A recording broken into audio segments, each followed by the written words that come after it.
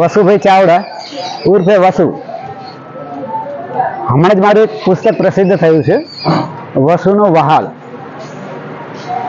આ લેખકનો આશય વેચવા માટે નથી પણ વહેંચવા માટેનો છે. આપણા એક કવિએ કહ્યું છે કે આપણી જે વિદ્યા છે તે વેચવા માટે નહીં પણ વહેંચવા માટે છે. કોઈને કંઈ ગમતું હોય તો ગમતનો કરીએ ગુલાલ. આપણા રાષ્ટ્રીય શાયર મેઘાણી, એમની કવિતામાં જે રસ ભર્યો છે એ આપણી જે ગુજરાતી માતૃભાષા છે એનું ઉત્તમ કોઈ સર્જન કેવું હોય તો ઉત્તમ એને સર્જન કહી શકાય. ગ્રામ્ય માતા કાવ્યની અંદર જે પંક્તિઓ છે એ પંક્તિઓની અંદર એમણે જે ભાવ રજૂ કર્યો છે એ કદાચ દુનિયાના બધા જ દેશોની અંદર જ્યારે એનું ભાષાંતર કરવામાં આવ્યું છે ત્યારે લોકોને ખબર પડી કે આપણી માતૃભાષા છે એટલે કેટલી મહાન છે.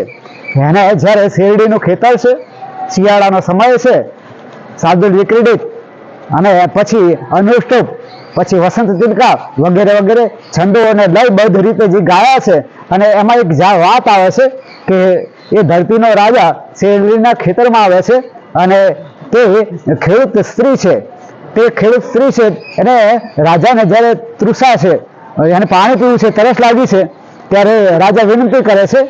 ત્યારે એ ગ્રામ્ય માતા છે તે દાંતરડું લઈ અને શેરડીનો વાડ કરે છે અને જ્યાં એક કાપો મૂકે છે અને પછી એમાંથી શેરડીનો રસ છે એ વછૂટે છે અને એક ગ્લાસ ભરી અને એ પ્યાલો છે તે રાજાને ધરે છે. ગ્રામ માતાને ખબર નથી કે આ નૃપ છે, આ રાજા છે. પણ રાજાને આ પીધા પછી શેરડીનો રસ એટલો મધુર લાગે છે અને આટલી સમૃદ્ધિ શેરડીને જોઈ અને એને એક વિચાર આવી જાય છે કે આ લોકો આટલા સમૃદ્ધ છે તો આમનો કર, આમનો ટેક્સ શા માટે ના વધારો?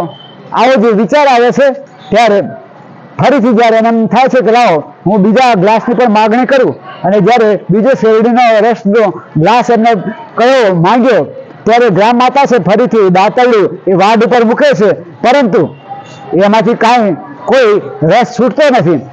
ત્યારે નૃપને વિચાર આવે છે. સામે ગ્રામ માતા બોલે છે. ગ્રામ માતા શું કહે છે? રસહીન ધરા થઈ, રસહીન ધરા થઈ, કા દયાહીન થયો નૃપ, નહીતર આવું ન બને, બોલી માતા ફરી રડી ફરી રડી. તો અહીંયા આ જે ભાવ પ્રગટ થયો રાજાના મનમાં અને પરિણામ આવ્યું એ પ્રકૃતિના ખોળામાં. અને પ્રકૃતિ પણ એ જે વિચારોને સમજી શકતી હોય, ભાષાને સમજી શકતી હોય તો ગ્રામ માતાનો આ જે વિચાર છે, એની કલ્પના છે તે રાજાના મગજમાં આવે છે અને રાજા વાતને સમજે છે. રાજા છે ક્ષમા માગે છે અને ફરીથી પાછા કહે છે કે ફરીથી હવે તમે શેરડીને કાપો મૂકો અને ફરીથી હું આપને માફી માંગુ છું, ક્ષમા ચાહું છું. અને ફરીથી જ્યાં કાપો મૂકે છે ફરીથી પાછી ધરા છે તે રસવાળી થઈ જાય છે અને શેરડીમાંથી વળી પાછો ભરપૂર રસ છે તે છૂટે છે. આ કાવ્યની જે મહાનતા છે, આ કાવ્યનો જે રસાસ્વાદ છે તે આપણી માતૃભાષા સિવાય કેટલી ભાષાઓમાં, આંતરરાષ્ટ્રીય લેવલે ઘણી બધી ભાષાઓમાં એનું ભાષાંતર થયું છે. એ આપણા ગૌરવની વાત છે. આપણા ઘણા બધા કવિઓએ આવા જે સરસ મજાના જે કાવ્યો ગાયા છે તો એ આપણી ગુજરાતી ભાષાની એ ગૌરવની નિશાની છે. આજના દિવસે આંતરરાષ્ટ્રીય માતૃભાષા દિવસ છે. કોઈ ભાષાને આપણે કાંઈ નિમ્ન ગણતા નથી પણ આપણી ભાષા, આપણી માતા, આપણી મા શ્રેષ્ઠ છે. આયા છે તે બાળકનો ઉછેર કરે પણ આયાનો ખોળો અને માતાનો ખોળો એમાં ભિન્નતા છે. તો આયા છે તે પગારદાર છે, આયા પૈસાને પ્રેમ કરે છે, મા છે તે બાળકને પ્રેમ કરે છે. પોપટભાઈ વિઠ્ઠલભાઈ પટેલ, નિવૃત્ત શિક્ષક. વિશ્વ વંદના ટ્રસ્ટ વઢવાણના સંયુક્ત ઉપક્રમે આજના ગુજરાતી સાહિત્ય અકાદમી ગાંધીનગર દ્વારા વિશ્વ માતૃભાષા દિવસની ઉજવણી શ્રી વૈભવલક્ષ્મી વિદ્યાલય માંડલ ખાતે થઈ, જેમાં માતૃભાષા ગુજરાતી તરીકે આપણે ગૌરવ લઈએ અને માતૃભાષા ગુજરાતીનું મહત્વ દુનિયામાં વધે એ માટેની ખૂબ જ સુંદર ચર્ચાઓ અને વાતો થઈ. માતૃભાષા, માતૃભૂમિ અને માતૃશ્રી આ બધાનું મહત્વ છે પણ માતૃભાષા દ્વારા બીજી ભાષાનો અનાદર નથી. માતૃભાષાનું આપણે 100% સન્માન કરીએ છીએ પણ બીજી ભાષાના અનાદર કરીને આપણે માતાનું સન્માન કરવું નથી. આપણે બીજી ભાષા પ્રત્યે અરુચિ નથી આપણે કેળવવી, પણ આપણી ભાષાનું, આપણી માતૃભાષાનું ગૌરવ વધે એ માટેના પ્રયત્નો છે. સામાન્ય રીતે માતૃભાષામાં બાળક ભણે અને માતૃભાષામાં આપણો જે સમાજ છે, આપણું વાતાવરણ છે અને જે સંસ્કારો આપણા ગર્ભથી ગુજરાતી ભાષામાં, માતૃભાષામાં મળતા આવ્યા છે, જેથી કરીને જો આપણે ગુજરાતી ભાષામાં જ બાળકને કેળવણી આપીએ તો 100% એનો વિકાસ જે થવો જોઈએ એના કરતાં પણ વિશેષ થાય. અન્ય ભાષામાં જે વિકાસ શક્ય નથી. માટે આપણે બીજી ભાષા પ્રત્યે લગાવ ન રાખતા માતૃભાષામાં જ જો આપણે આપણા બાળકને ભણાવવાનો અને એના શિક્ષણ માટેનો પ્રયત્ન કરીએ તો એ વિશેષ ઉપયોગી ગણાશે. સામાન્ય રીતે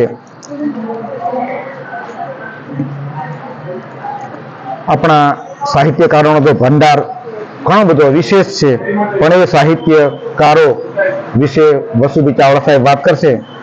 પણ માતા છે ગુજરાતની ધરતી, વતનની એ માટી છે, એ માટીના મૂળ છે મારા, ભાષા મારી ગુજરાતી છે. આપણે એને સાચવી લઈએ, આપણને સાચવતી એ, ધૂળ નથી છે કુળ આપણું, ભાષા મારી ગુજરાતી છે. મીઠા બોલો ગુજરાતી અમે, થોડામાં કહી દઈએ ઘણું, ભૂલ ચૂક છે લેવી દેવી, ભૂલું ત્યાંથી ફરી ગણું હું. આવે કોઈ તો આવો કહીએ, આવજો જ્યારે થાય વિદાય, નામની પાછળ ભાઈને બેન માન દઈને બોલાવાય. સંબોધનમાં સ્નેહ સલગતો, હેત ભર્યું હરખાતી એ, આપણા ગાંધી બાપુની ભાષા, ભાષા મારી ગુજરાતી છે. 12 ગાઉએ બોલી બદલી, રૂપ અનોખા ધરતી એ, કોને પડે એના કાળજા માથે, કામણ રૂડા કરતી એ, હરખ ઘેલા ગુજરાતીના હૈયામાં હરખાતી એ, હરખ ઘેલા ગુજરાતીના હૈયામાં હરખાતી એ, મીઠડા મારું મીઠડી ભાષા, મધ મીઠું મલકાતી એ, અષાઢી ધન ગરજે કદી, ઝીણું ઝીણું ઝરમરતી એ, ગરવા આ ગુજરાતની ભાષા, ભાષા મારી ગુજરાતી છે. જય જય ગરવી ગુજરાત.